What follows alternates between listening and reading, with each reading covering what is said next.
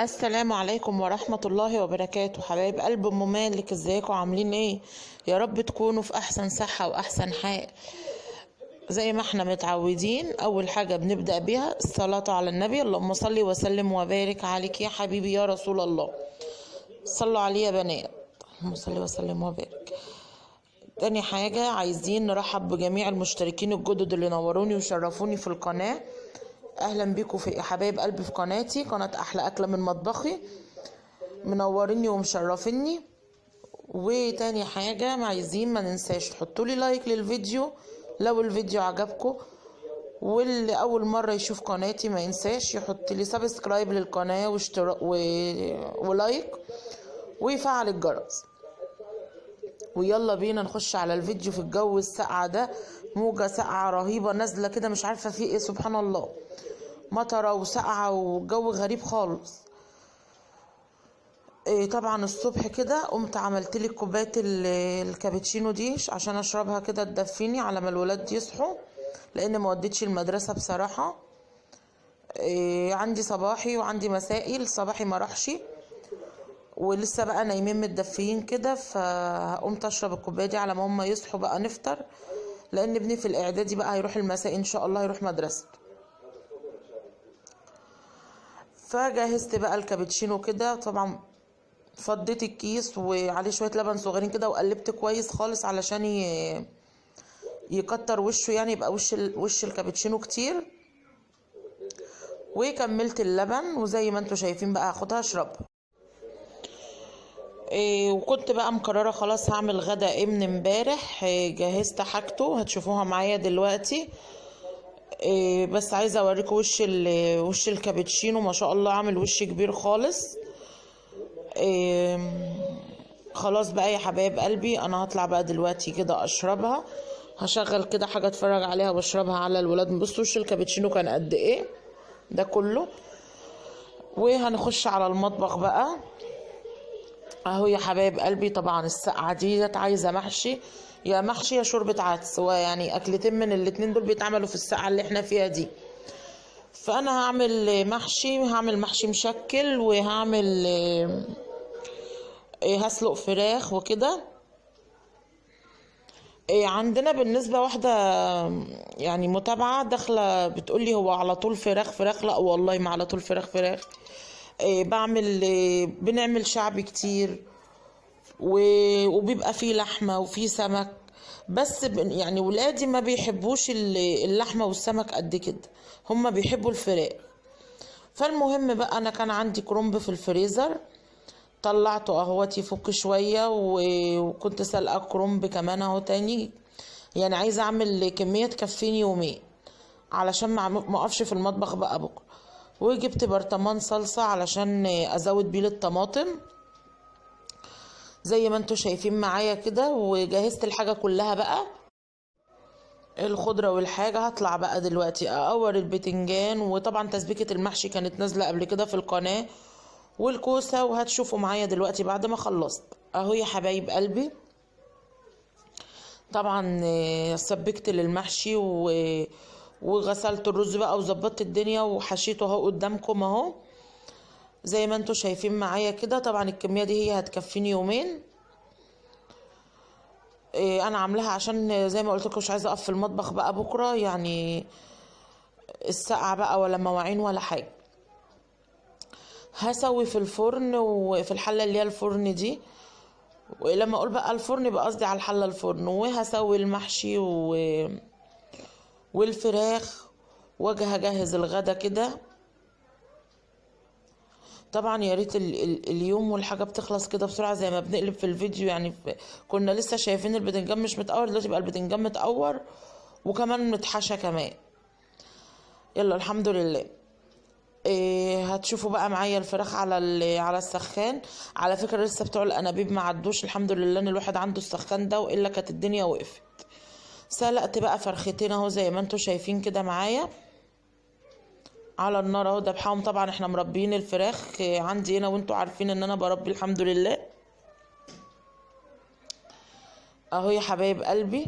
والمحشي كان استوى معايا في الوقت ده كده كمان اهو. الكوسه كان في قرن فلفل كده في النص، حطيته مع المحشي الكرنب، لان انا نقلته في صينيه كبيره، لقيت الشوربه كانت يعني عاليه على الصينيه. وادي البتنجان كمان استوى اهو. كان طعمه يا بنات حلو قوي وتحفه كده، وكان طعمه جميل قوي. هجهز بقى الغدا. طبعا انا ملحقتش اصور الغدا لان الولاد كانوا خلاص جاعوا، فحطيت الاكل وقعدوا كلوا على طول. اهو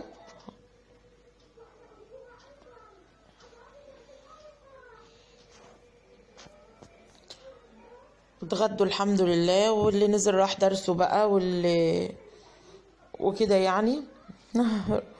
وطلعت بقى قررت ان انا هشيل الستاير علشان اغسلها. زي ما انتوا شايفين كده منظر الصالة اهو. اخلع الستاير بقى، دولت لسه هخلعهم اهم وهغسلهم. هشغل الغسالة عليهم على طول وهشيلهم وانشرهم. بحب كده اتسلى في الحاجة حاجة كده عشان الدنيا ما تتقلش عليا.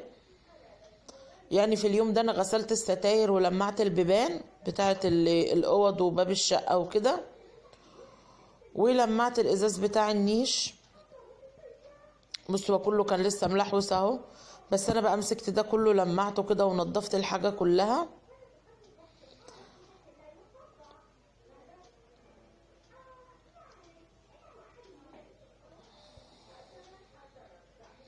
وللأسف المقطع اللي هو بعد ما خلصت الصالة وفرشتها كان المقطع اتحذف، فما عرفتش انزله لكم لاني صورت لكم بعد ما فرشتها. ودخلت على المطبخ بقى، خلاص اليوم كان خلص كده، فقلت خلاص اعمل لهم كيكة يتعشوا بيها. فعملت لهم اللي هي كيكة الجلاش، هي نزلت على القناة خلاص. مقاديرها سهلة قوي: كوباية لبن، 3 بيضات، كوباية زبادي، كوباية زيت، كوباية سكر، وبيكنج باودر وفانيليا. وطبعا الجلاش مفيش بقى دي. بس يا بنات، ومقاديرها كانت سهلة خالص، موجودة في كل بيت. لفة الجلاش دي انا بجيبها من السوق، اللفة ب5 جنيه. حلوة خالص. تقريبا نص كيلو مظبوط يعني. هبدأ بقى اخد الجلاش، هكوره كده واحطه زي ما شفتوا في الفيديو، وبقية المكونات كلها التانية هتتضرب في الخلاط. هو ده كان لفة يعني كانت باقية عندي، فحطيتهم كده عشان ما تترماش. اي ورق اي حاجة شيلي بصي وكوري كده وخلاص. طعمها حلو قوي قوي عن الكيكة العادية، والله طعمها جميل. وبتتسقى شربات طبعا بعد ما بتطلع من الفرن، بس انا ما حبيتهاش بالشربات. هما الولاد وجوزي حبوها بالشربات بس انا ما حبيتهاش. بس يا حبايبي، وطبعا هخلص بقى الجلاش كله بنفس الوضع والطريقة دي، والطريقة بالتفصيل نازلة على القناة وموجودة. خلصتها بقى وحطيتها في الفرن اهوت علشان تستوي. ولما تطلع بقى هوريها لكم. الحله اهي الفرن اللي بقول لكم عليها حلوه قوي قوي، جميله بجد، مريحاني يعني، واستخدامها حلو. وكل حاجه تعمليها فيها، تعملي فيها كيكه، وتعملي فيها قرص وقراقيش، ولو عايزه تدسي رز فيها، كل حاجه بتتعمل فيها. بس يا حبايب قلبي، خلاص كيكه الجلاش خلصت معايا وطلعت زي ما انتوا شايفينها اهي، ما شاء الله جميله. وبصوا طريه وهشه كده وحلوه قوي اهي. عملتها لهم بقى مع شويه لبن، كل واحد كده، ويتعشوا بقى بألف هنا وشفا ويخشوا يناموا، علشان اللي هيروح مدرسته بقى الصبح ان شاء الله، ويبقوا مركزين كده. هي الساعه دلوقتي بقت خلاص 10 اهي، فهم هيخشوا يناموا بقى عشان يشوفوا مصالحهم ان شاء الله. لو يا بنات الفيديو عجبكم ما تنسوش تحطوا لي لايك للفيديو واشتراك في القناة وتفعلوا الجرس عشان يوصلكم كل جديد. وتدعموني، نفسي القناة تكبر ان شاء الله بإذن الله يعني، وتتشاف كده كتير ان شاء الله. ان شاء الله كله يبقى بفضل الله وبفضلكم. بصوا مورقة ازاي حلوة قوي. يلا يا بنات بقى ما تنسوش تحطوا لي لايك وتعملوا لي شير للقناة والسلام عليكم ورحمة الله وبركاته. ما تنسوش اللايك.